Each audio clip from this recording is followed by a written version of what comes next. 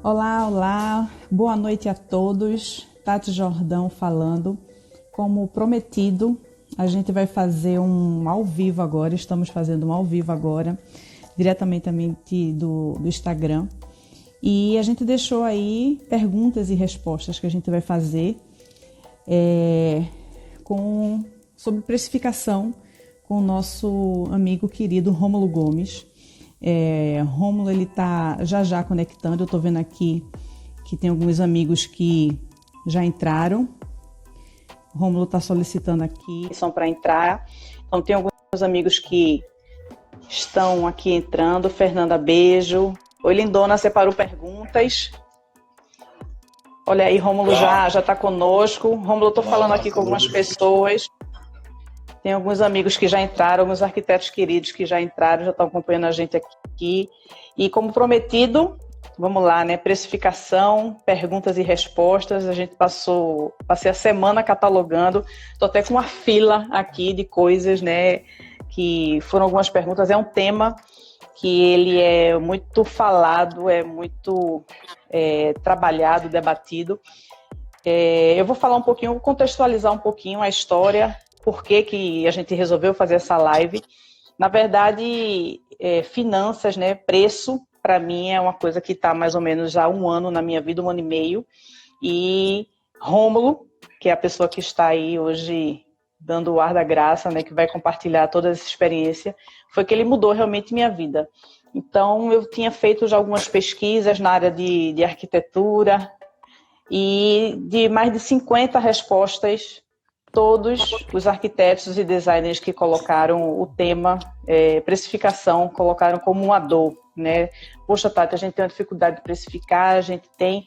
E me identifiquei muito com essa dor.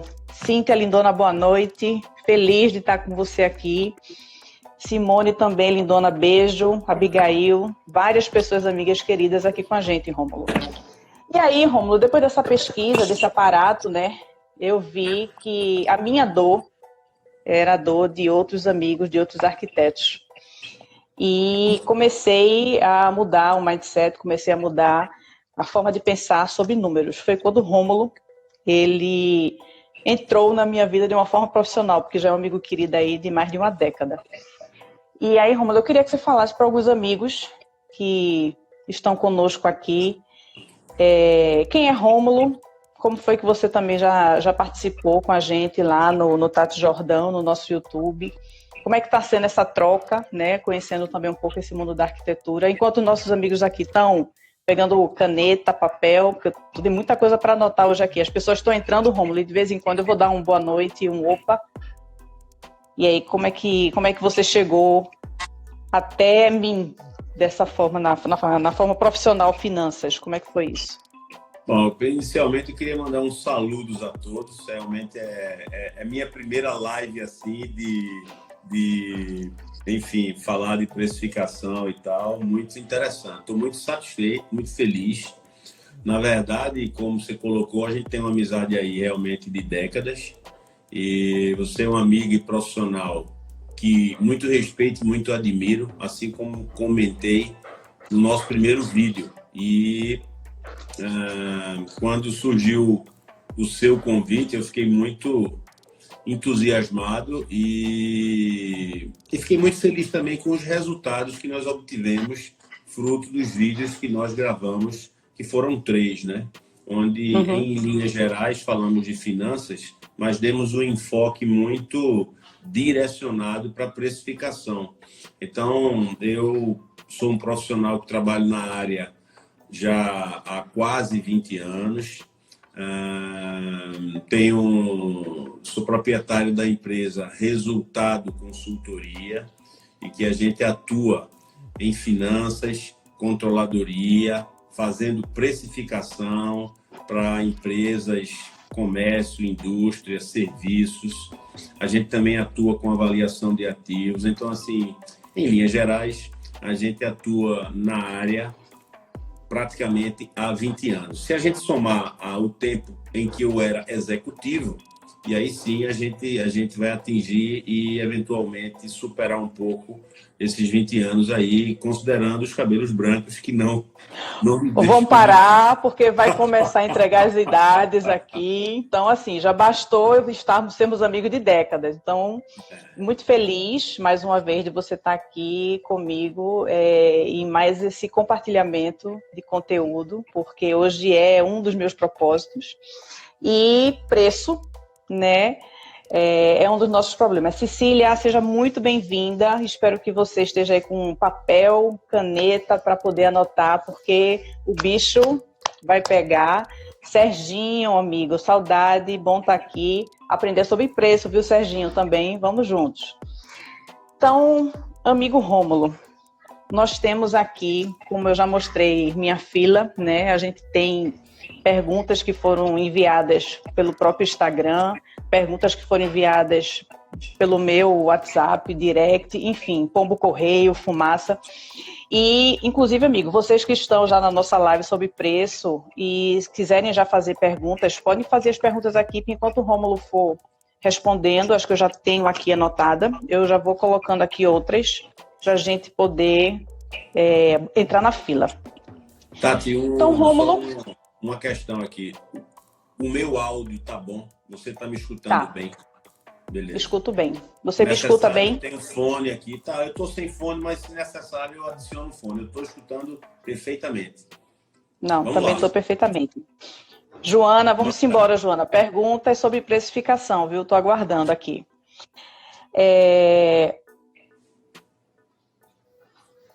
Pergunta aqui de alguns arquitetos que estão montando o escritório, Rômulo.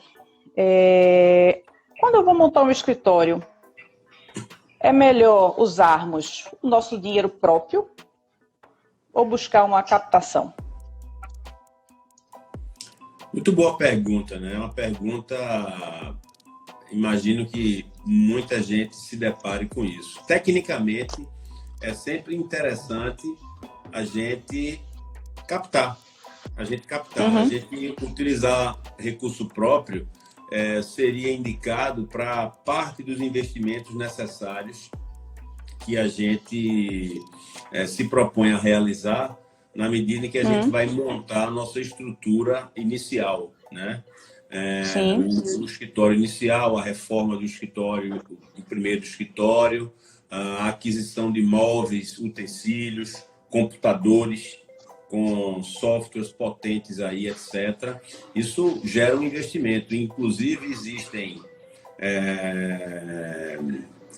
através dos bancos de fomento, por exemplo, BNB, BNDES, assim como os bancos privados, linhas de crédito específica para esse primeiro momento, tá, empresarial. Claro que para você captar algum determinado valor, a empresa sendo muito jovem, você precisaria firmar um aval, dar algo em garantia, mas tecnicamente as empresas, de um modo geral, e aí eu estou generalizando serviço, comércio e indústria, né, o processo de expansão das empresas nunca é financiado, via de regra, nunca é financiado apenas com o capital próprio. É verdade também que o banco, via de regra, não financia 100% dos investimentos necessários. Por exemplo, uma regra de banco BNB, ele financia sempre entre 70% e 80%, a depender do caso, para que o empresário ele entre com uma cota parte desse volume de investimentos. Então, o arquiteto ou o designer que vai montar um escritório tem um pedaço de dinheiro, ele pode investir, mas o banco ele sempre vai querer um percentual de garantia, né? Isso, ou alguma coisa de garantia. Um carro Garantia pode ser garantia, Rômulo? Garantia ou aval. Ok. O aval é alguém que pague. Vamos lá. Ele abriu a empresa há pouco tempo. É um CNPJ novo, não tem histórico no banco de relação. Isso. Mas ele abriu a empresa, por exemplo, no mesmo banco que ele já possui um histórico na pessoa física. A depender da condição patrimonial dele, o próprio aval desse profissional pode servir como garantia que o banco vai exigir. Claro que isso está diretamente ligado ao volume de recursos que ele vai solicitar do banco. É que tem um conceito, Tati, que é importante colocar. O custo, que não é para esse tema, mas vamos lá. O custo do capital próprio é sempre maior do que o custo do capital de terceiros. O custo do capital próprio é maior do que o dinheiro que a gente toma emprestado do banco. Rômulo, não entendi. Por uma questão chamada fator de risco. Okay. Na hora que você pega o seu dinheiro e está investindo o seu recurso, sua reserva, para determinado investimento empresarial, existe um risco envolvido. O banco que nos cobra uns juros, ele se acerca de uma série de ferramentas. Ou seja, ele analisa. Por isso que tem estudo de viabilidade. Você faz um estudo de viabilidade para poder entender se aquele negócio vai dar certo ou não. A gente está pensando em escritório de arquitetura. Quem são os arquitetos que farão parte do corpo de arquitetos desse escritório? Eles já têm carteira de clientes, uma vez que eles trabalharam em outros escritórios anteriores.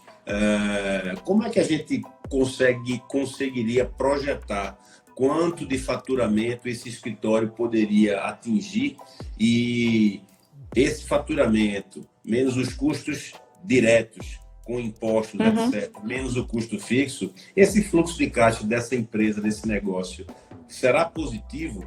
Em outras palavras, o banco, via de regra, também empresta ou não empresta, na medida em que a gente conseguir provar para o banco que a gente vai gerar faturamento, resultado líquido positivo, que caiba dentro da parcela de amortização daquele empréstimo.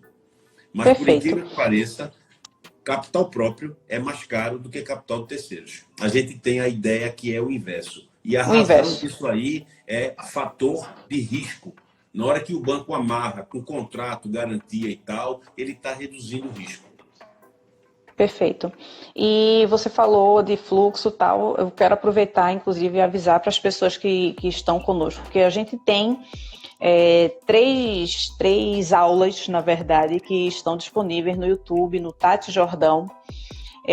Então, tem o grande erro, tem precificação e tem um último que a gente fez recente. Eu digo, a gente, né, estamos, eu e Rômulo aí nesse bate-bola, falando um pouco sobre indicadores, né? E tem material para baixar, está disponível no canal Tati Jordão do YouTube, e todos os conceitos que a gente não for abordar aqui de uma forma mais profunda, com certeza eles já foram abordados lá no canal do YouTube Tati Jordão. Então, Rômulo, respondido aqui, melhor usar o dinheiro próprio para fazer captação, fazer uma pesquisa, ver quais são as garantias, aval, ver fluxo, né, para ver se você tem condições de amortizar, pagar. Em resumo, se possível, captação. O mínimo se possível, captação. Se possível, captação. O mínimo de não mexe no seu dinheiro, pega o dinheiro do outro, né? Melhor. Perfeito. Do banco. Ótimo. Você tem alguma ferramenta ou alguma sugestão, algum aplicativo para a gente anotar os nossos custos no dia a dia? Porque a gente tem que medir, né? A gente já falou isso algumas vezes. Temos que medir, controlar para poder saber no que a gente está gastando. Tu tens alguma ferramenta de gestão, algum aplicativo? O que tu usa? É muito interessante essa pergunta. Eu tenho a minha ferramenta que eu desenvolvi. Rômulo, eu desenvolvi a minha ferramenta. Você tem conhecimento dela, que certa ocasião eu lhe apresentei. É uma ferramenta que eu desenvolvi para mim, e o mercado aí tem uma série de aplicativos aí, Money, ou seja, tem vários aí, você pode até exemplificar melhor do que eu. Mas eu acho que o ponto-chave dessa questão não seria exatamente a sugestão de ferramentas, porque, Tati, você deve conhecer mais de 5. Eu lembro que você já comentou. Sim. Eu acho que o ponto-chave aí é uma palavrinha chamada metodologia. Primeiro que eu vou me reportar ao tema fuga, eu acho que para que a gente controle nossos números, a gente não pode fugir deles. A gente roda e volta nisso. Roda e volta. Não pode fugir deles. Acho muito bom. Ó, tem alguma ferramenta para a gente anotar, custo fixo e tal? Bom, eu tenho a minha, mas é um Excel que eu fiz para que eu alimente, mas na verdade cada um pode fazer ao seu modo, de acordo com a sua metodologia, de acordo com o seu lifestyle, de acordo com o seu estilo seja ele mais detalhista ou não, ou mais dinâmico. Sinceramente, depois você pode compartilhar com a turma. Há uma série de aplicativos interessantes. Como eu não utilizo nenhum deles na prática, eu utilizo um Excel que eu desenvolvi para os meus controles. Sinceramente, eu não me sinto confortável de indicar um deles, porque eu não utilizo. Ok. Mas... Há alguns anos, e hoje existem muito mais, há alguns anos, eu tive a oportunidade de navegar um pouco no Money. Money é um desses aplicativos, talvez um dos mais antigos, que ainda funciona bem, etc. Conheço algumas pessoas que se utilizam dele e, no final das contas, ele gera gráfico, dashboard, você consegue plano de contas, classifica o que é despesa com alimentação, com combustível, vestuário, lazer, etc. E você tem realmente uma informação muito interessante. Mas eu acho que o ponto-chave é a gente ter a disciplina de estar realmente acompanhando essa movimentação, essa movimentação financeira. Ter um método, como você bem colocou, né? Eu vou compartilhar uma experiência hoje minha de vida com relação a ter esse método, a ter esse acompanhamento. Então, hoje tem, sim, a gente tem, vamos supor, você falou do Money, tem gastos diários, que eu acho que já está na versão 3, que é um aplicativo relativamente simples, que você tem os gráficos, tem o dashboard, você tem todas as informações, e é uma forma da pessoa começar a gerir realmente os seus custos, né? Para onde é que vai o seu dinheiro? Onde é que eu estou gastando?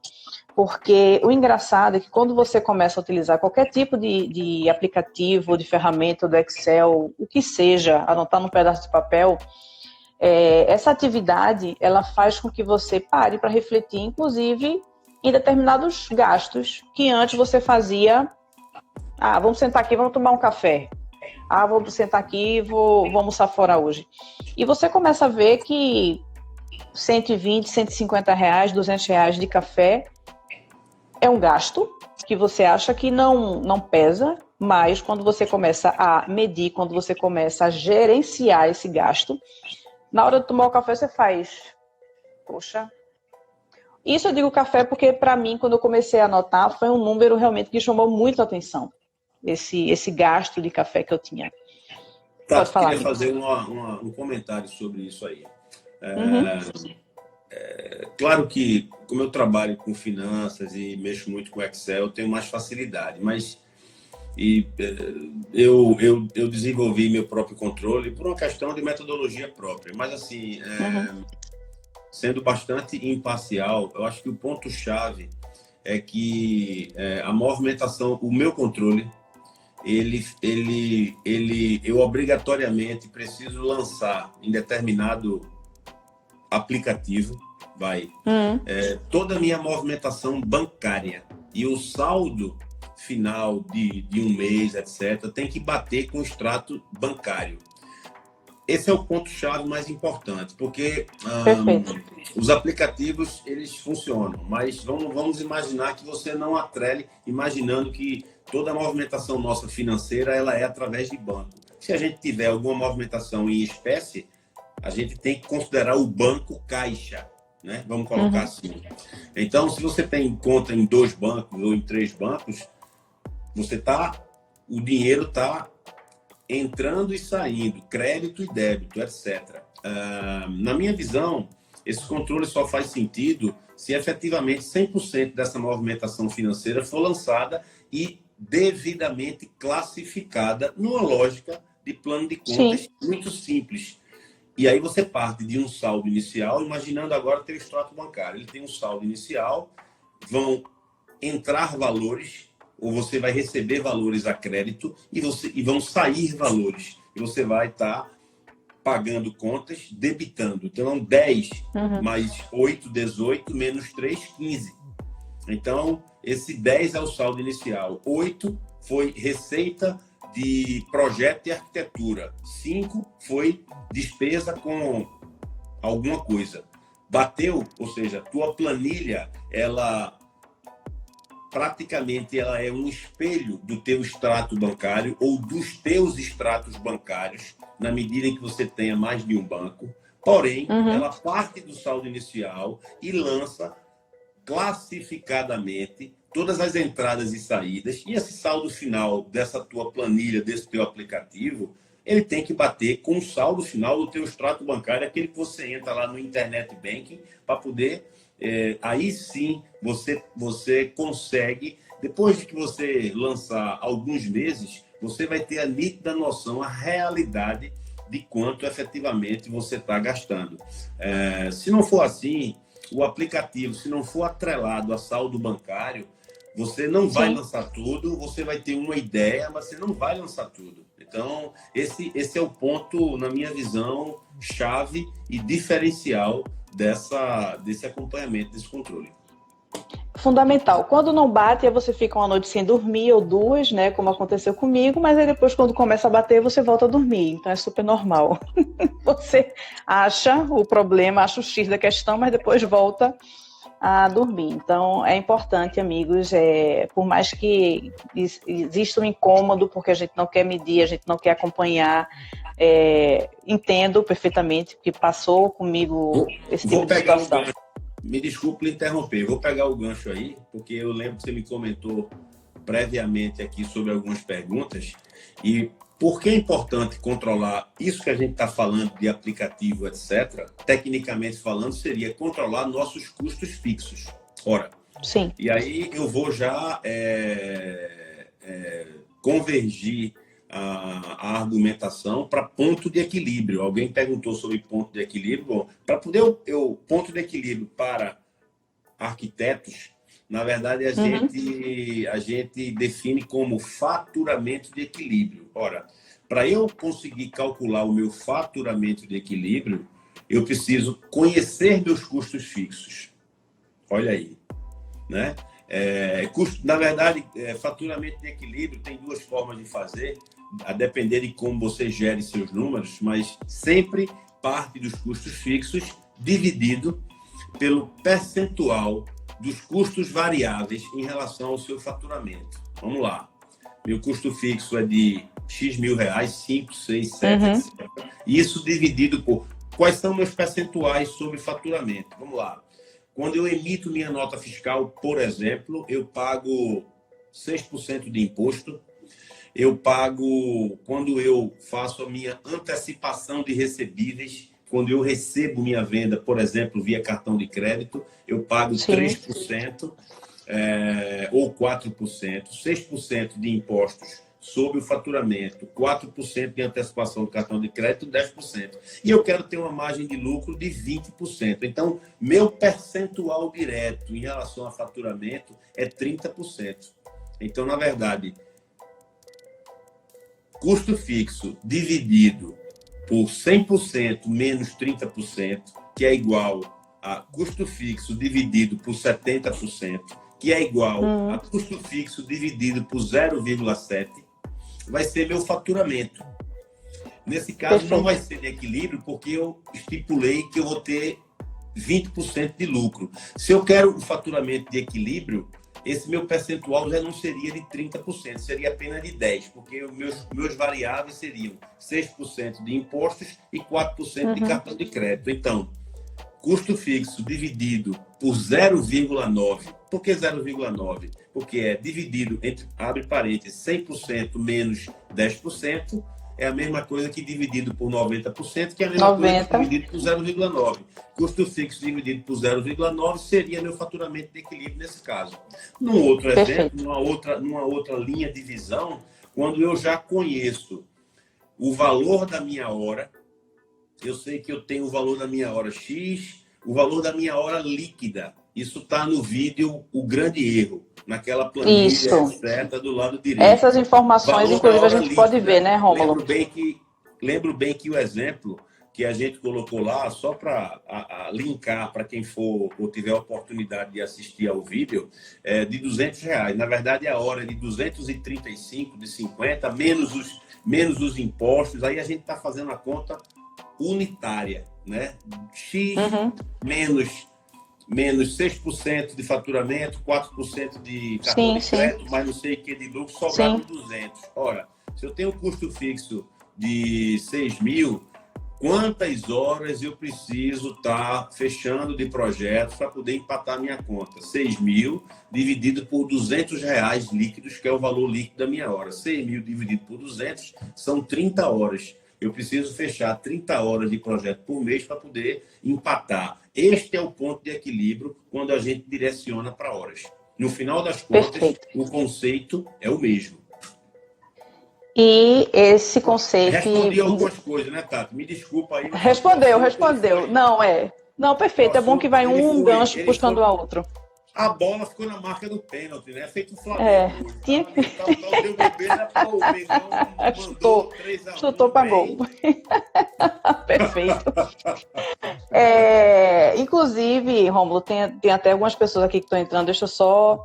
Thaisa, vamos sim fazer um vídeo sobre a importância do planejamento, tá? Esse é um vídeo que a gente vai fazer ele no comecinho de janeiro agora, 2020. Ele já está aqui na agenda nossa, porque é importantíssimo a gente pensar no nosso planejamento e isso está, sim, programado, tá? Está previsto. Então, obrigada aí pela dica.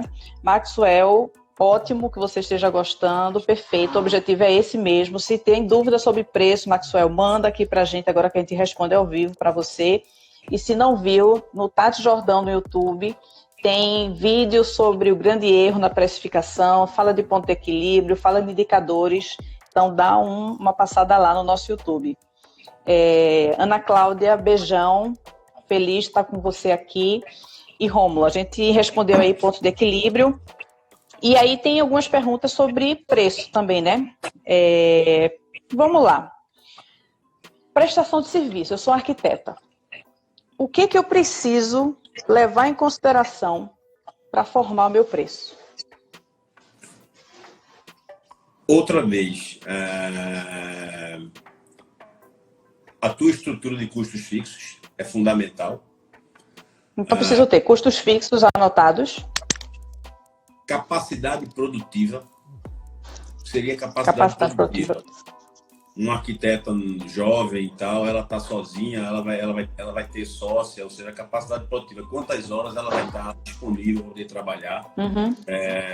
Claro que se a gente está colocando que o arquiteto vai estar full time se dedicando à sua atividade de arquitetura, é fácil fazer a conta. A pessoa pretende trabalhar 6 horas líquidas por dia.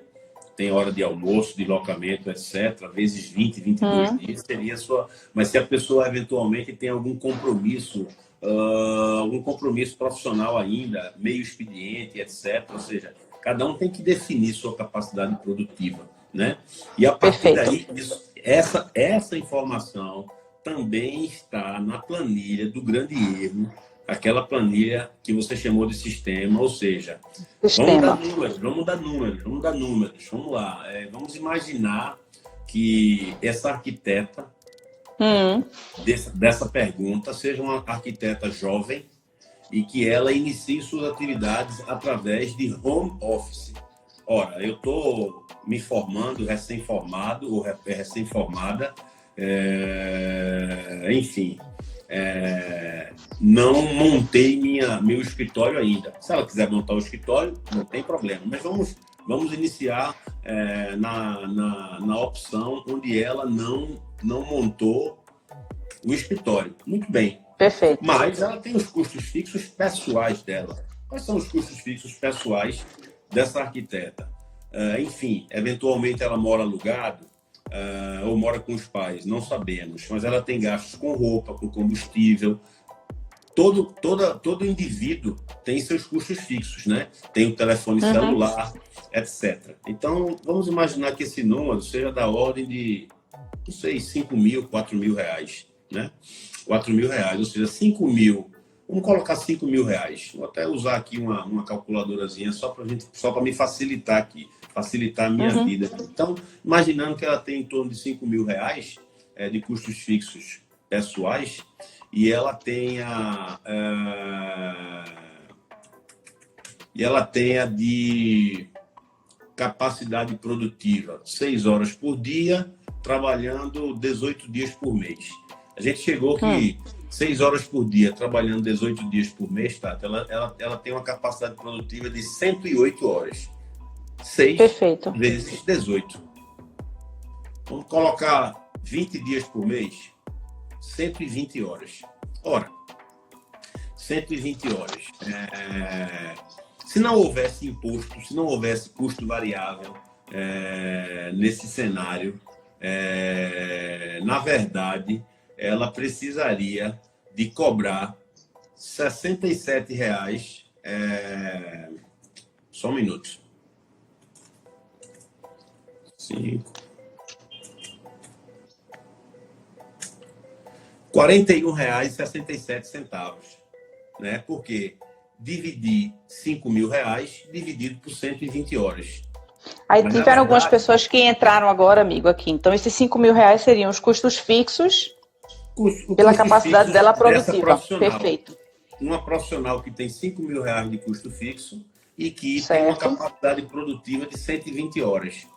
Consegue produzir Por mês. 120 horas, ok, Aí, por mês. para ela gerar R$ 5.000, ela precisaria trabalhar as 120 horas, né? Certo. Ocupar o mês inteiro dela e cobraria. É só dividir 5.000 por 120. Por Mas aí 120. vamos pensar junto. Bom, peraí.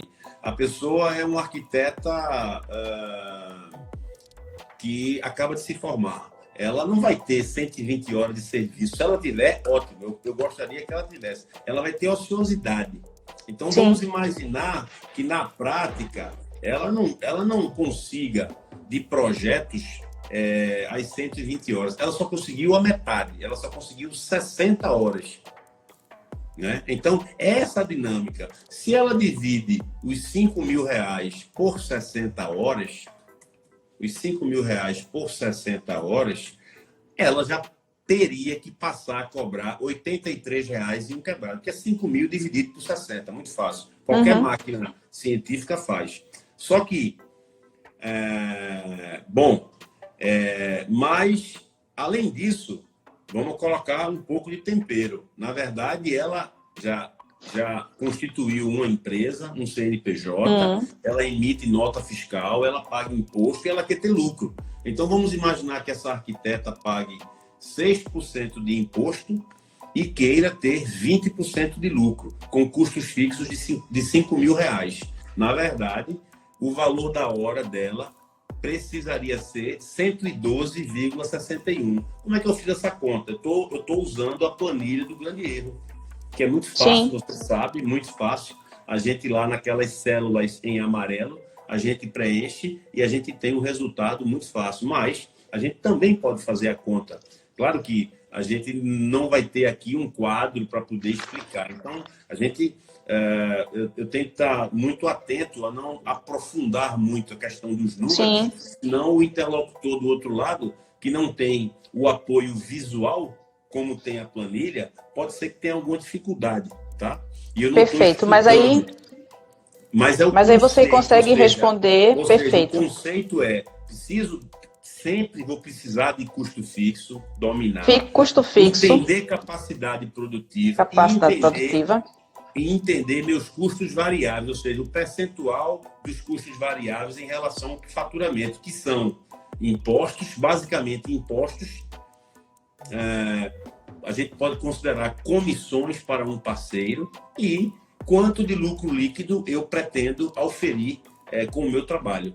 Com esses parâmetros, custo fixo, capacidade produtiva e percentual de custos variáveis em relação ao faturamento, a gente consegue calcular o faturamento de equilíbrio, valor da hora, valor de tudo. Reitero, a planilha disponível no vídeo O Grande Erro, ela é um show para responder e cada um exercitar o seu cenário. Perfeito. Então, quem não viu, vai lá no canal do YouTube, Tati Jordão, a gente tem o grande erro. Temos um material disponível. As abas que estão em amarelo são justamente essas abas que Rômulo comentou aqui, que tem a parte dos custos, capacidade produtiva, tem exemplo de imposto e também tem essa parte de lucro. Então, são itens que a gente precisa levar em consideração na hora de fechar um orçamento, de fechar nosso preço, né, de projeto. E aí, pegando esse gancho, Rômulo, a gente já tem uma outra pergunta aqui. É correto cobrar por metro quadrado ou melhor por hora? Como saber o valor? Vamos responder primeiramente objetivamente. Tecnicamente, ambos os modelos são corretos. Tecnicamente. Um determinado profissional pode cobrar por metro quadrado e determinado profissional pode preferir cobrar por hora.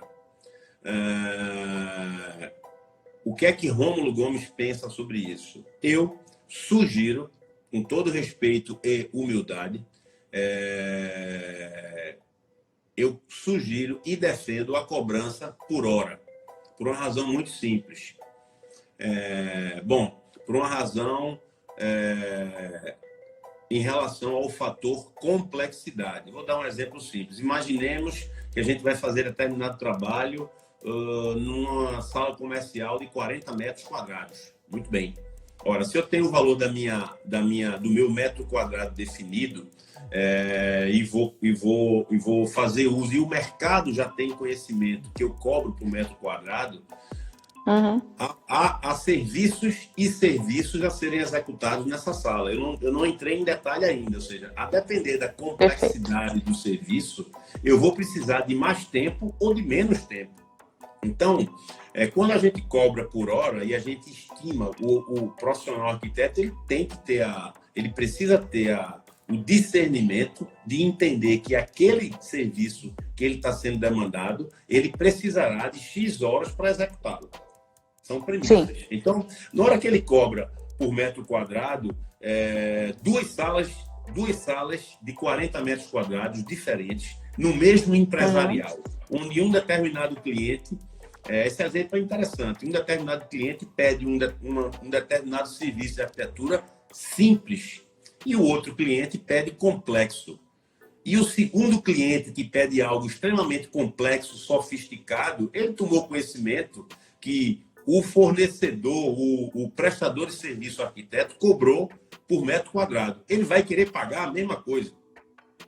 Sim. Exceto se o profissional arquiteto deixar muito claro. Não, o seu serviço é mais complexo. Ao passo que as mesmas duas salas, o primeiro pediu lá um serviço muito simples, e isso o profissional estimou que vai executar esse serviço muito simples, aqui não importa aprofundar, em 20 horas, vezes o valor da hora, imaginando que foi R$250, chegaríamos no valor. O outro, na hora que eu quero fazer aqui, muda teto, etc. Poxa, esse serviço aqui eu vou precisar de 40 horas.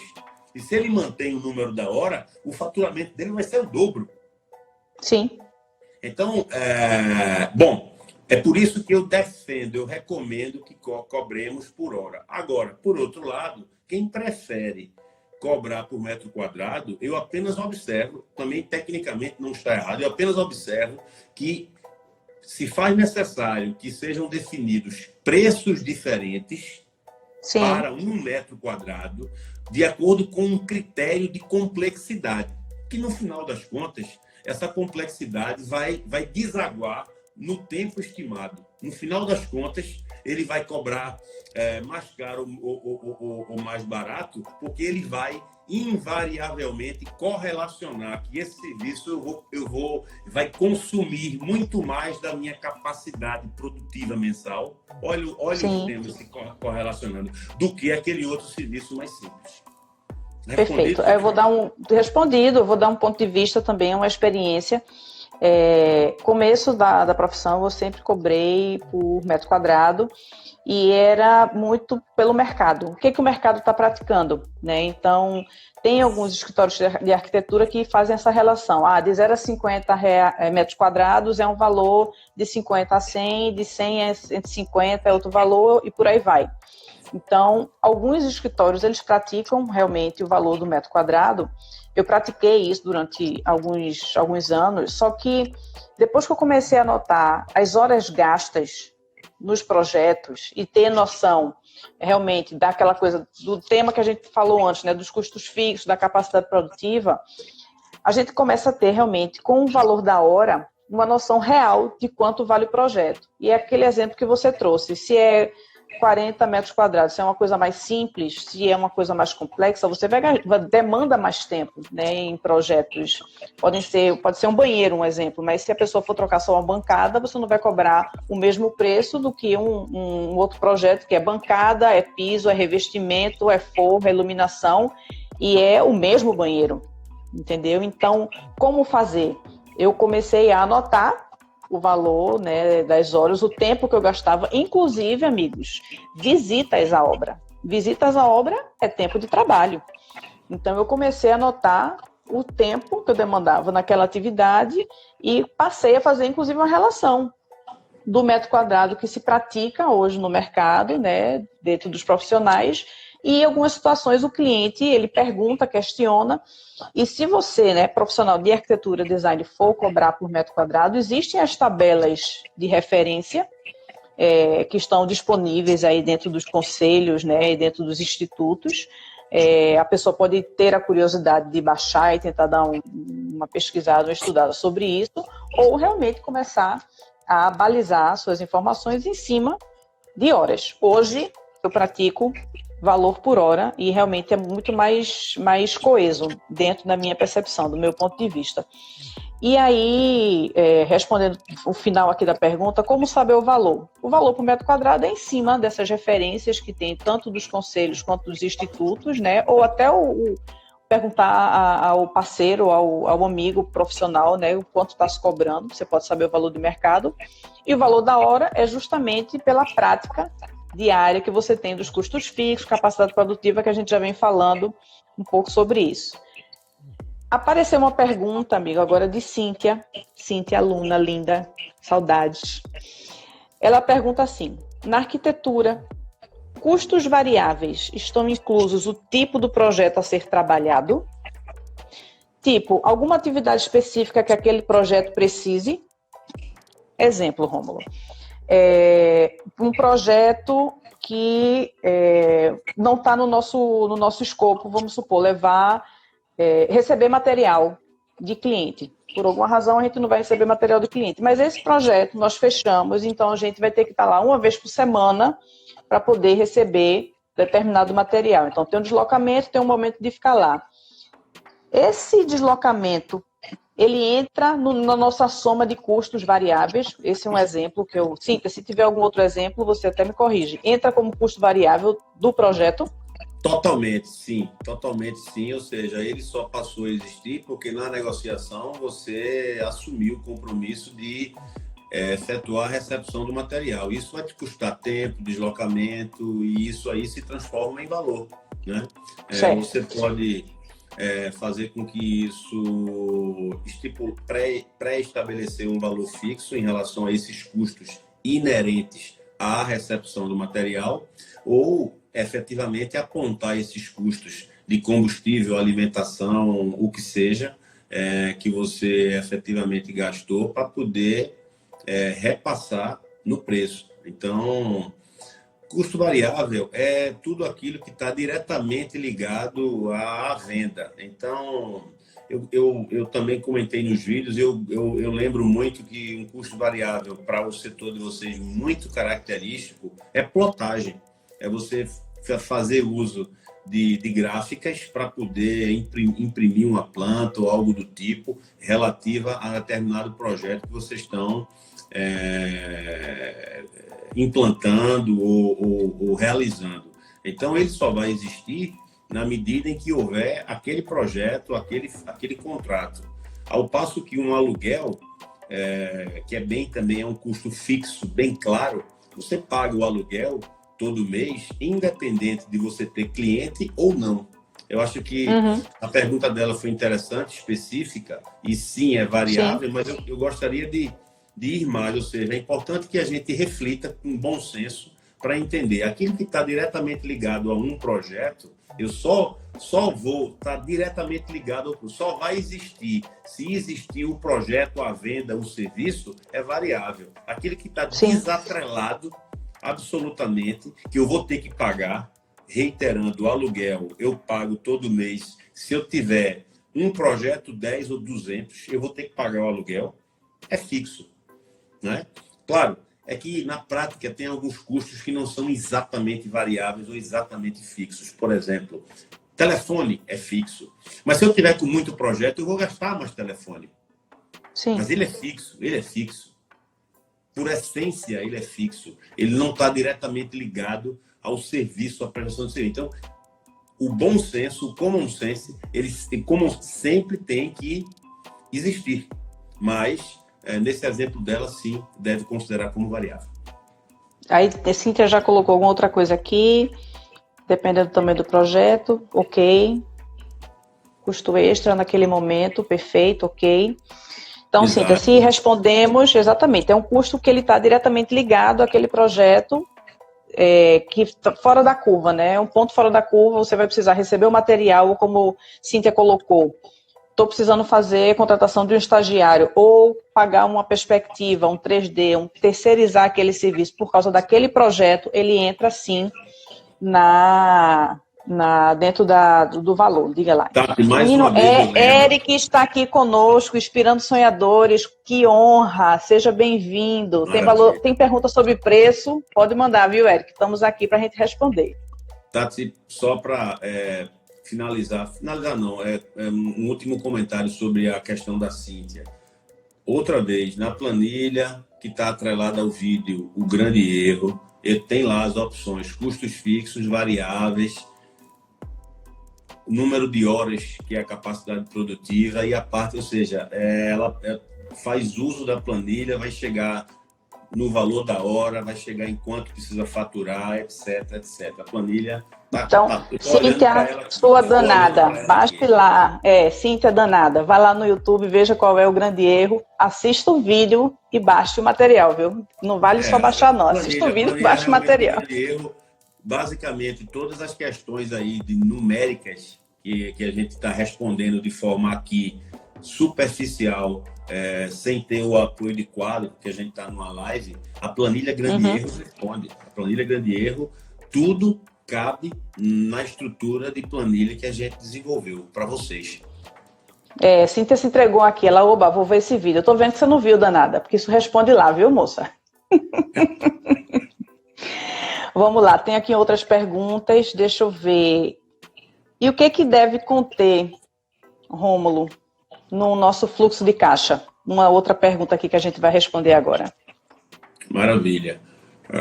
Até comentei rapidamente sobre isso quando a gente respondeu sobre o controlar custo fixo e tal. O fluxo de caixa é uma ferramenta de controle de movimentação financeiro-bancário. Pensando que hoje, vamos pensar em banco, né? Assim, eu coloco financeiro-bancário porque, eventualmente, você pode ter movimentações em espécie. Mas um fluxo de caixa, ele precisa ter, vamos pensar junto, ele precisa ter, partir de um saldo inicial, tem uma estrutura de classificação. Vamos pensar junto com poucos exemplos.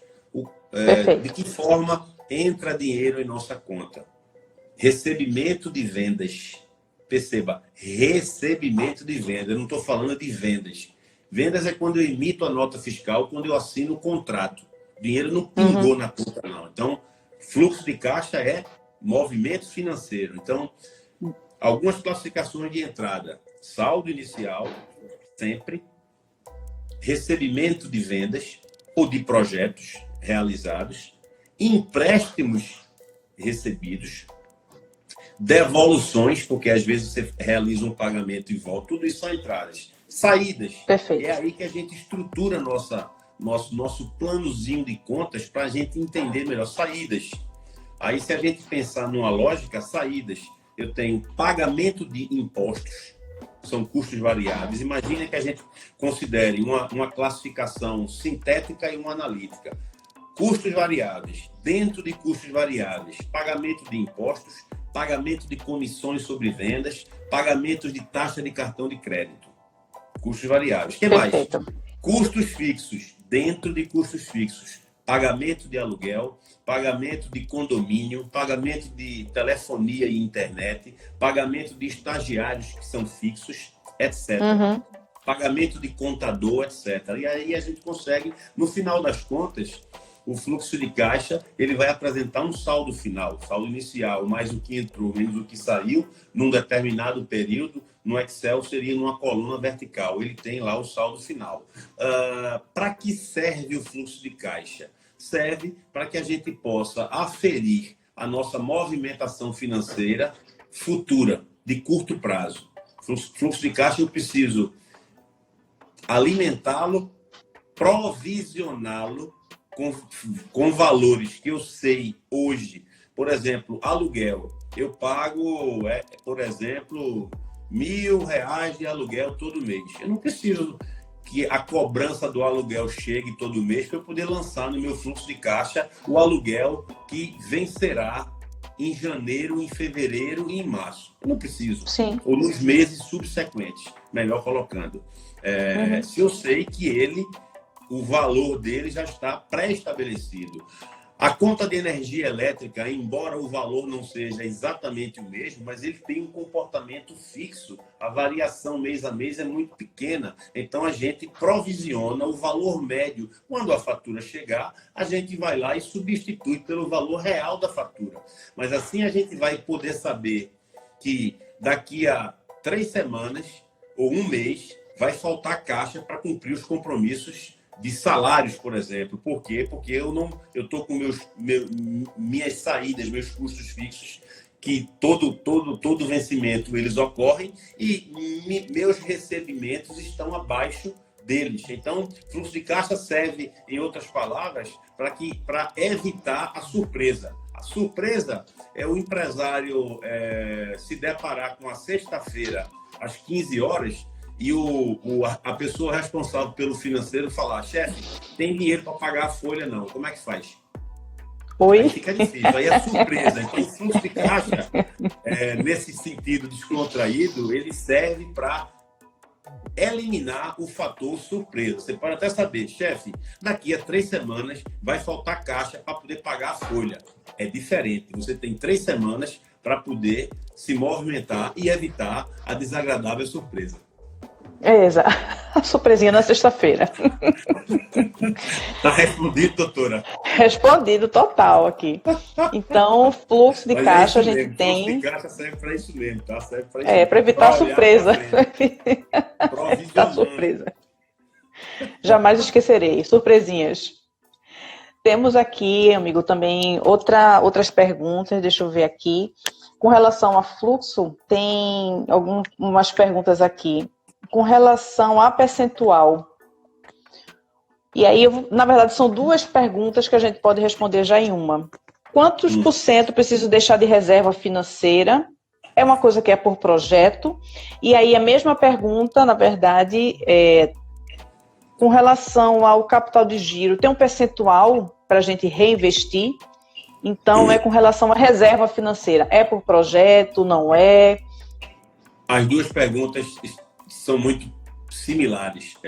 Próximo, na verdade, exatamente. Claro, a gente precisa... Essa pergunta, preciso entender qual é o cenário. Ou seja, eu estou tratando de que empresa? Uma empresa que está nascendo, uma empresa que já existe no mercado, etc. Vamos fazer o cenário das 2? Vou responder assim. Não, vamos lá. Eu estou só contextualizando. Desculpa, Tati. Estou só contextualizando. Via de regra, uma nova empresa de arquitetura e que a gente sugere que ela inicie de forma enxuta no que diz respeito aos seus custos fixos, ou via home office, ou via coworking, e pouco a pouco, na medida que vai fechando mais projeto, vai se estruturando. A gente entende que essa empresa vai atingir o ponto de equilíbrio entre 3 e 6 meses. Ora, se partindo dessa premissa, que é um histórico de mercado, e que a gente... Houve uma época que eu ainda sou consultor do Sebrae, mas eu não tenho tido tempo de assistir ao Sebrae. Então, eu assisti a nível de consultoria há alguns anos atrás, assim, vários profissionais autônomos, entre os quais arquitetos. Por isso que eu tenho esse histórico, tá? E é fato isso, tá? Eu nem esqueci de te comentar isso. Mas, bom, via de regra, a empresa vai atingir o ponto de equilíbrio entre 3 e 6 meses. Essa é a conta. Na medida em que você inicia enxuto. Se você iniciar com uma estrutura muito pesada de custo fixo, vai demorar mais. E aí, Sim. quanto é que seria a reserva? É muito fácil. Se eu conheço meu custo fixo, R$5.000, o número custo fixo vezes 3 é a reserva financeira que a gente sugere para poder a empresa não lhe faltar caixa no meio do caminho. 5.000 vezes 6 seriam 30.000, ou seja, entre 15 e 30.000 seria a reserva de caixa, que na verdade é o capital de giro necessário para que você possa rodar a sua operação até que essa operação atinja o ponto de equilíbrio, que é você está fechando o número de horas, planilhinha do grande erro outra vez, que lhe sobre os 5.000 de custo fixo no mínimo. Na hora que você estiver fechando um número de horas superior a isso, você vai ter uma sobra superior aos 5.000 e que aí você começa a ter lucratividade. Perfeito. Perfeito. É isso aí. E aí entre tem esse complemento. Entre 3 e 6 meses, vezes o custo fixo. Vezes o custo fixo. E aí tem a pergunta aqui, que assim, tem perguntando se é por projeto essa reserva financeira. Isso é por projeto ou é, como você está falando, um valor? É uma questão de ótica. Uma empresa é composta de vários projetos. Então, assim, essa medição por projeto entra num nível de detalhamento que, na minha visão, ele é pouco útil, de pouca utilidade, porque a pessoa pode controlar por projeto, mas, na verdade, os projetos têm valores diferentes. É muito importante que as empresas entendam a quantas anos o seu custo fixo. Isso aí é uma informação fundamental. Veja quantas vezes a gente falou de custo fixo aqui. Muitas vezes. E a quantas anos esse o volume de projetos a serem realizados e a sua lucratividade bruta. O que é a lucratividade bruta? É o valor que você cobrou por aquele projeto, que você emitiu a nota fiscal, menos os impostos incidentes, e menos as comissões que eventualmente você pagou, e menos se você recebeu no cartão de crédito, menos a taxinha do cartão de crédito que você antecipou a venda. Faturamento menos custos variáveis, lucro bruto. Esse lucro bruto é igual ou é menor do que meu custo fixo? Se ele for menor, eu estou deficitário, eu estou abaixo do ponto de equilíbrio. Se o lucro bruto for igual ao meu custo fixo, eu estou no ponto de equilíbrio. Portanto, não demando capital de giro. Se for abaixo, outra vez, eu estou deficitário, demandando capital de giro. Sobraram 4.000 e eu tenho 5 para pagar. Faltou 1. Sobraram 4.000 de lucro bruto, eu tenho 5 para pagar. Faltou 1. Se sobrarem 6 ou 7.000, eu tenho 5 para pagar, sobraram. Então, eu prefiro que o empresário ele tenha a visão da empresa dele de uma forma mais ampla. Tecnicamente, é errado reservar para o projeto? Não, pode ser feito. Se você tiver a pessoa que perguntou, estrutura e disciplina para anotar exatamente, fazer a conta da lucratividade de cada projeto, é legal. O que eventualmente pode te gerar problema é que você, teoricamente, posso fazer para o projeto, pode fazer a reserva para o projeto. Mas isso tem que ser colocado. Outra vez, a planilha lá, Tato, muito interessante, porque eu estou falando muitas vezes, mas ou seja, a planilha, ela está se... A gente roda e volta para ela. Você conhece a planilha, ou seja, essas perguntas todas, na boa, a turma pode exercitar.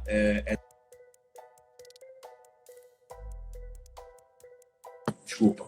Oi. Sem problema. Voltamos aqui.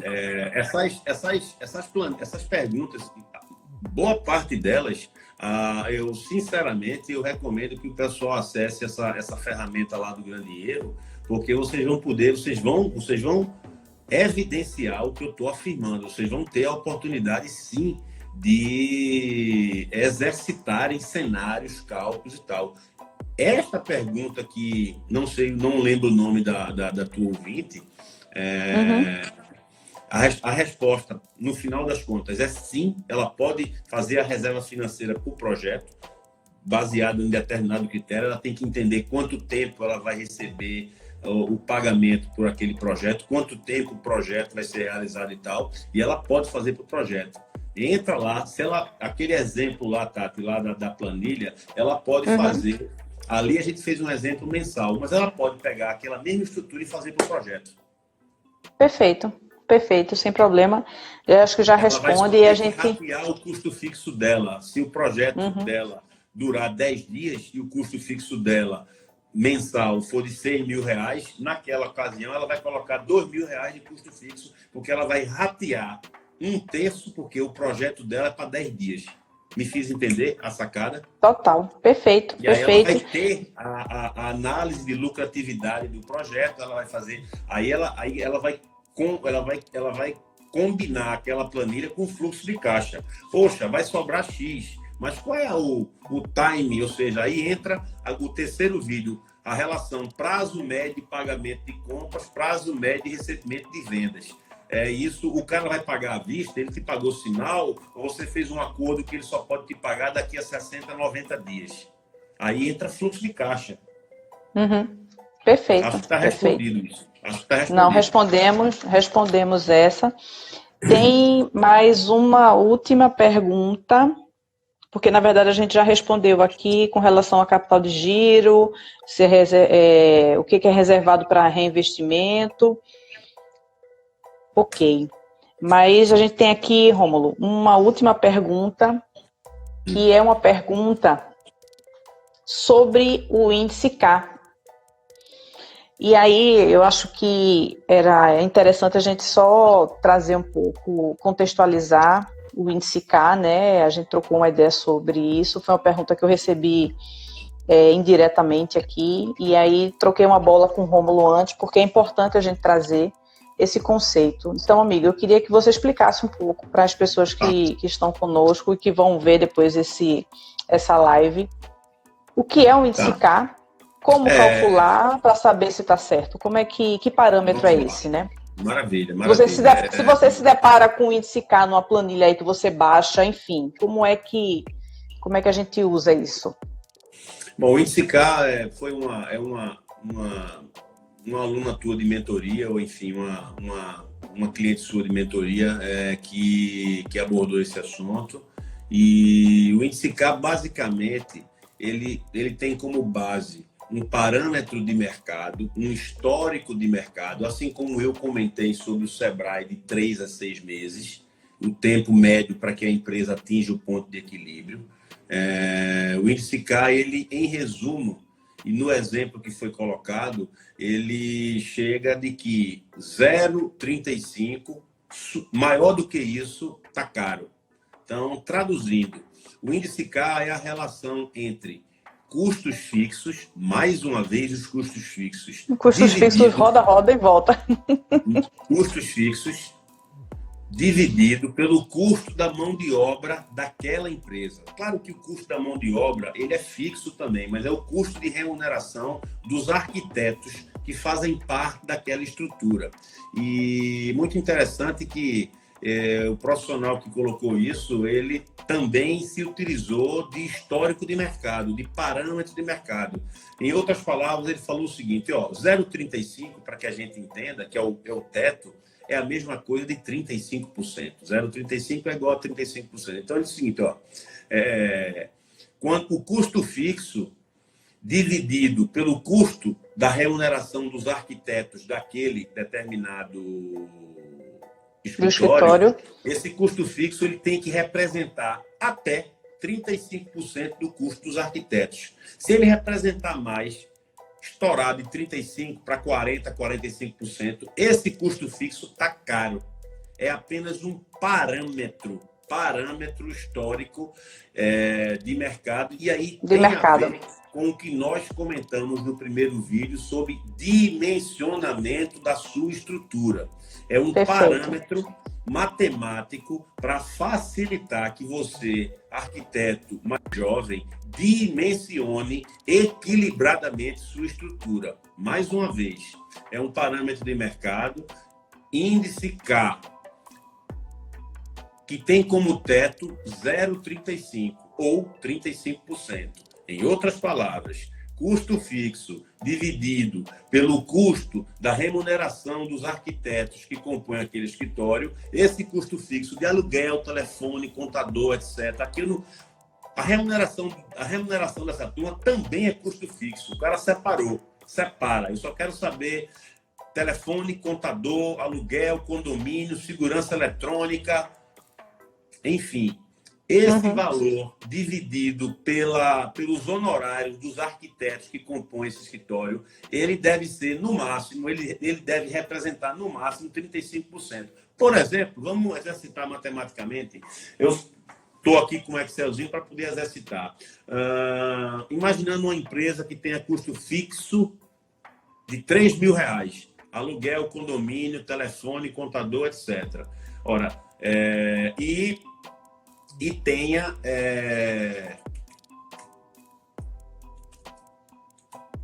e pague R$9.000 aos seus profissionais arquitetos.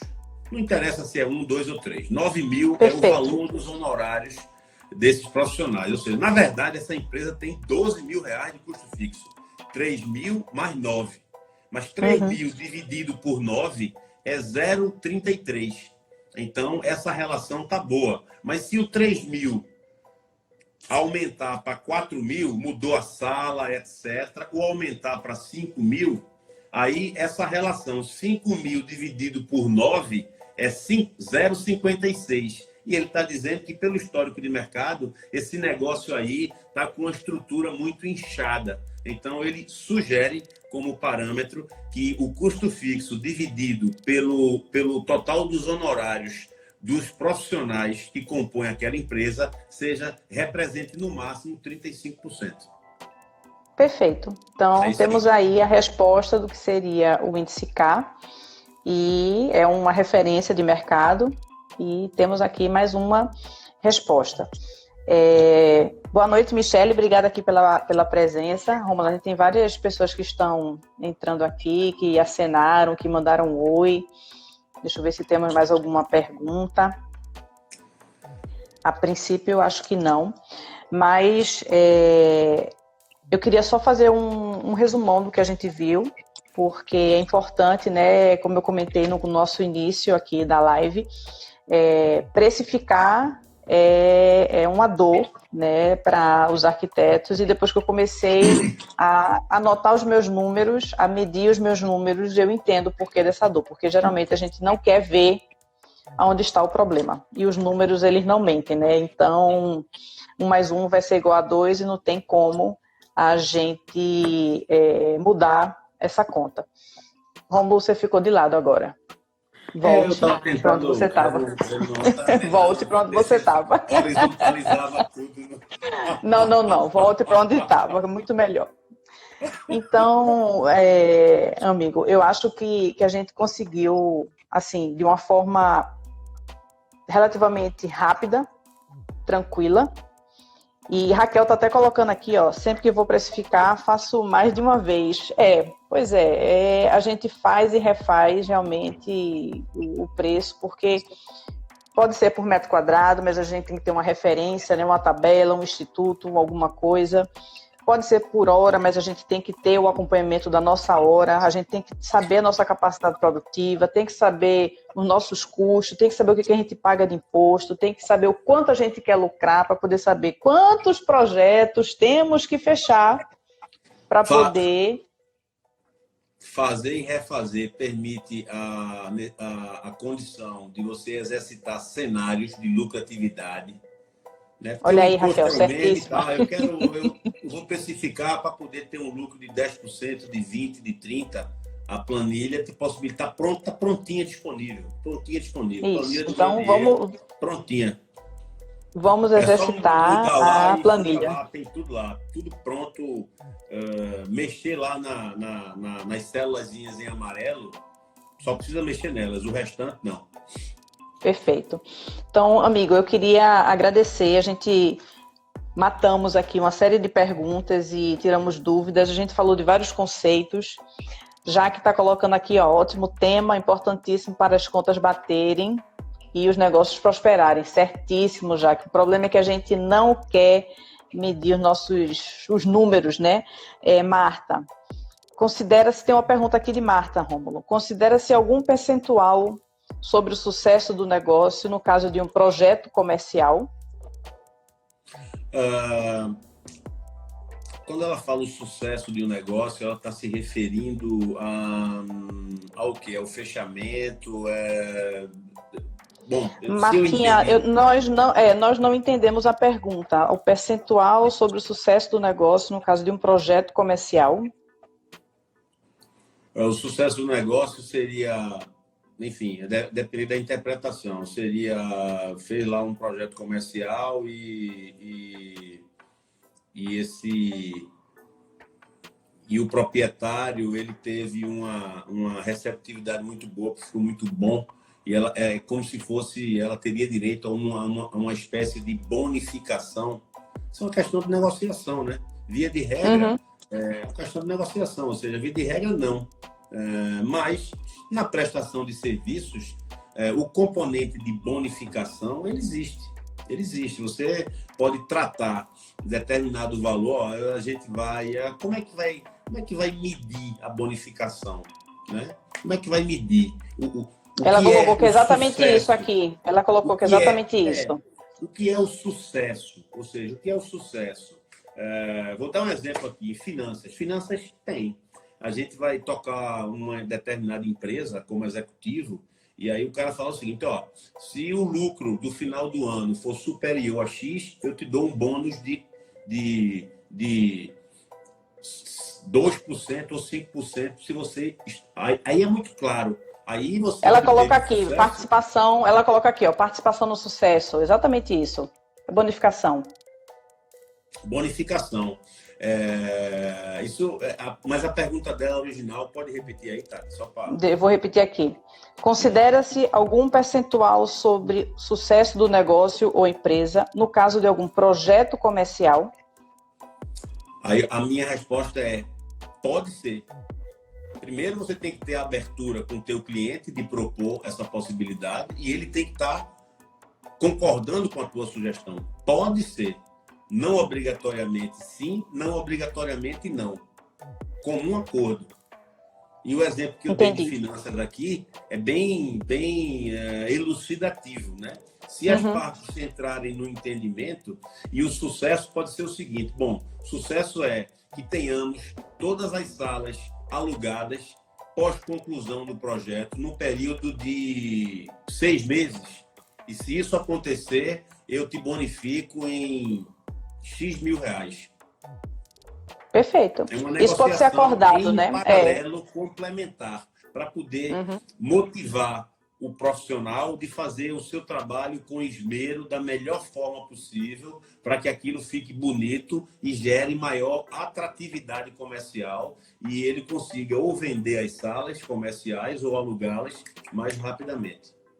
Exatamente, exatamente. Porque aí ela está colocando aqui, ó, do excelente projeto, exatamente. Ela colocou, obrigada, Marta, pela ajuda aqui no esclarecimento da pergunta, mas eu acho que foi bem coerente a pergunta, porque acontece, e eu sou da seguinte filosofia, né? Se está acordado, não tem problema nenhum. Se o cliente ele topa e ele está ciente dessa bonificação, se entregou no prazo, um excelente projeto, enfim. Eu acho que ou tem isso que... também, ou se ela conseguir entregar no prazo, o prazo é esse. Se você conseguir antecipar o prazo, eu te bonifico em X. Ou seja, a resposta é sim, e eu só faço uma ênfase, para que fique muito claro o que seria sucesso. Ou seja, pactos claros, negócios duradouros. Perfeito. E eu acho que dessa forma, amiga, a gente pode encerrar nossa live de uma forma brilhante. E queria agradecer a participação de todos, queria agradecer as perguntas que foram enviadas durante a semana, as perguntas que foram enviadas agora. Se tiver mais alguma pergunta ou ficar alguma dúvida, pode mandar depois para mim, que eu compartilho isso com o Rômulo, a gente ou programa uma outra live, ou faz um novo vídeo no YouTube, ou cria um sistema, enfim, a gente está para poder resolver, né? Porque eu acho que é fundamental, é uma dor, e aí eu repito, dessa pesquisa que eu fiz, mais de 50 arquitetos citaram problemas com preço. Não sei precificar, não sei chegar no meu valor, então hoje aqui a gente viu várias possibilidades. Cadê Rômulo? Rômulo voltou. Então nós vimos aqui várias possibilidades, não só por tabelas, por, enfim, conselho, por hora, o que precisa constar, valor de capital de giro, fluxo, enfim, a gente viu muita coisa e todo esse material ele está disponível, na verdade, já tem, como se fosse uma amarração de todo o material que a gente já está disponibilizando no YouTube, né? Já existem 3 vídeos que foram gravados, eu e Rômulo, e tem material, tem planilha aberta que você pode mexer, e assim, teve dúvida, deixa registrado que a gente vai atrás da resposta para poder a gente acabar de vez com esse problema de precificar. Então, a gente consegue precificar, sim. A gente precisa entender os conceitos um pouquinho, respeitar os nossos números e apresentar os nossos contratos de sucesso sem medo de ser feliz, né, Rômulo? Então, eu encerro, agradeço a Rômulo, e aí eu queria já deixar registrado que esse vídeo ele vai estar disponível, essa live ela vai estar disponível no nosso Instagram, no meu Instagram, no Tati Jordão. Só que depois a gente vai compartilhar esse vídeo com todos para ver, rever, pausar, também no nosso canal do YouTube, no Tati Jordão. Então, o Rômulo vai estar comigo mais uma vez lá, né? E aí já agradecer antecipadamente pela sua 4ª participação lá no canal do YouTube, no Tati Jordão. Então, amigo, uma excelente noite para você. Muito obrigada.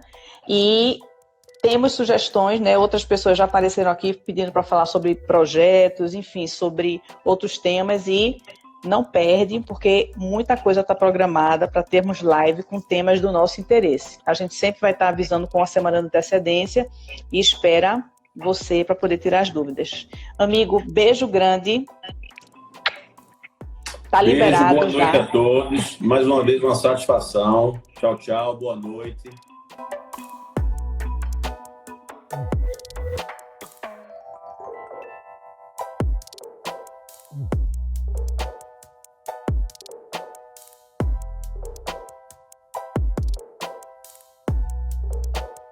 Mm-hmm.